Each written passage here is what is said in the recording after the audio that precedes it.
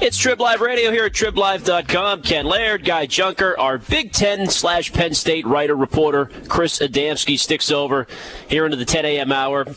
The first college football ranking is out, guys. The Big Ten, the Big 12, and Notre Dame disrespected thoroughly. Two SEC one-loss teams, Auburn and Ole Miss, in the top four.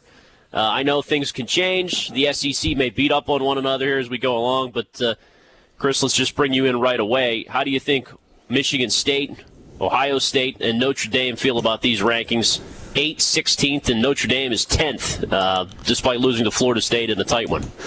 Yeah, my whole thing on this, and I get why they're doing it. They're getting publicity, so they have to do it, and it was kind of compelling, theater to a point. But let's face it, there's pretty much no way that the top four now will stand because they all still play each other. Ole Miss plays Mississippi, and right now they're 1-4. So it's really hard to construct a scenario where they play each other in the first round as the 1 and the 4 seeds. I still think, just like anything else, before it was a Big Ten team. If a Big Ten team went undefeated, they would have got in the playoff or into the national championship game, the mythical national championship game, I like to call it. They would have found their way in. It's like study, keep the process, keep your head. If they go 13-0, they're going to end. Now with the 4, I think especially Michigan State, if they end up going 12-1, winning the Big Ten championship game, beating Ohio State. Now there are dominoes that have to fall and everything. It's not assured, but I think if you're Michigan State, you have to take the mindset of if we take care of business and we win out, our only loss will be on the road at Oregon, which is a top 10 team. If we go 12-1, win the Big Ten title, the conference championship is part of the criteria. That means you would have beat Ohio State. It means you would have beat Nebraska twice, more than likely, assuming Nebraska wins and they need Nebraska to keep winning and be. If that Big Ten championship game is 11-1 Michigan State against 11-1 Nebraska, after Michigan State had beaten Ohio State at that point 3 weeks earlier, which would be maybe a 10-2 team, whatever they might end up being. I think all that trust in the process.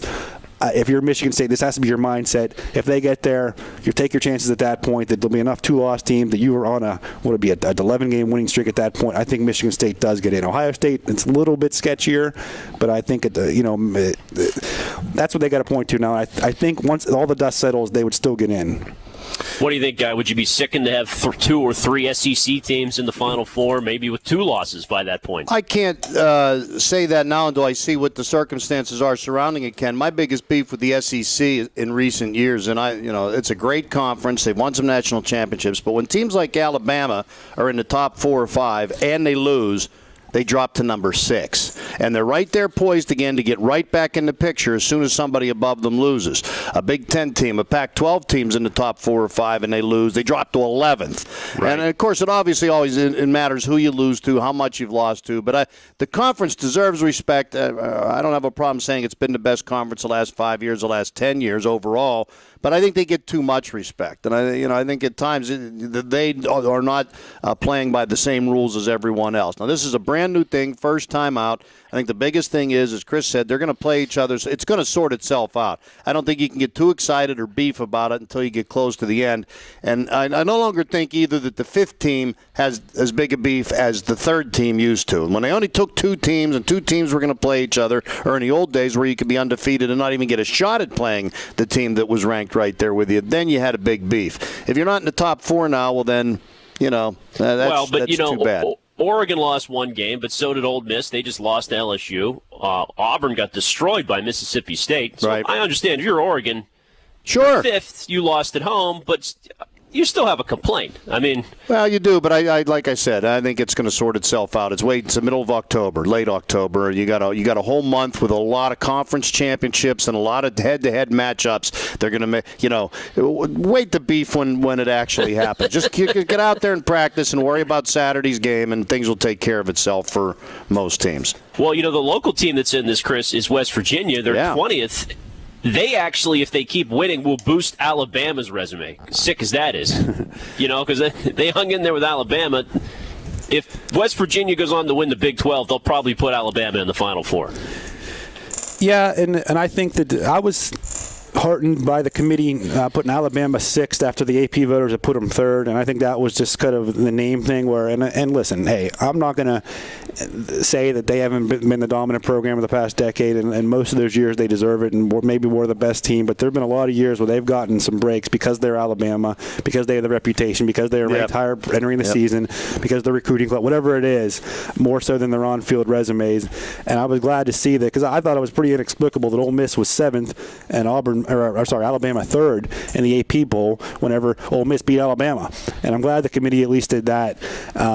Again, there's a lot, it's cliche and everything else, but there's a lot of football left to be played. I think, I think it was just last week, or maybe it was the Saturday before, they had the ranking, and there was the BCS, of course. It wasn't college football, totally different system and everything. There was only 2 teams and all that.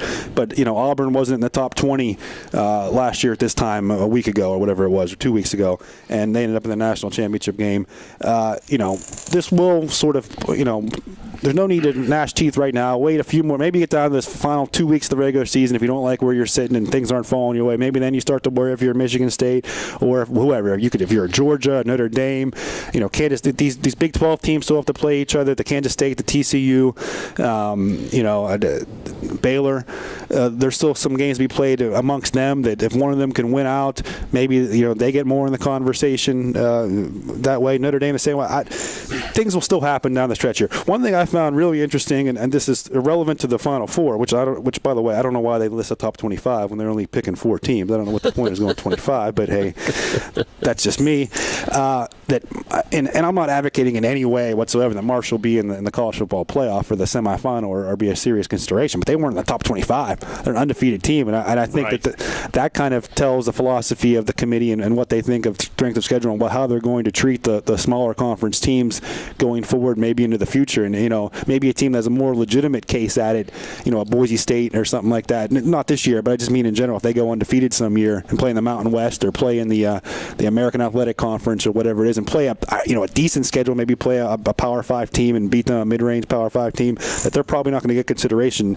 If you go East Carolina right now, 6-1 in the American Athletic, and they're ranked 23rd, it looks like they're not going to weigh those secondary conference teams as much, whether right or wrong, better or worse. And it looks like they're going to be a really, really hard road for one of them to get into the semifinals someday.